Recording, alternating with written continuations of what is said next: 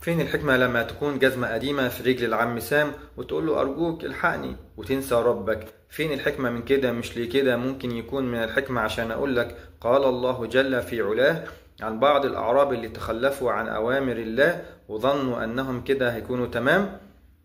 قل فمن يملك لكم من الله شيئا إن أراد بكم ضرا أو أراد بكم نفعا بل كان الله بما تعملون خبيرا بل ظننتم أن لن ينقلب الرسول والمؤمنون إلى أهليهم أبدا، يعني أنهم سيستأصلون ولا يرجعون. وظننتم ظن السوء وكنتم قوما بورا. قال السعدي رحمه الله: وهذا ظن السوء فيهم لأمرين: لأنهم قوم بور أي لا خير فيهم، فلو كان فيهم خير لم يكن هذا في قلوبهم. والثاني في الآية التي بعدها: ومن لم يؤمن بالله ورسوله فإنا أعتدنا للكافرين سعيرا، لضعف إيمانهم ويقينهم بوعد الله ونصر دينه وإعلاء كلمته.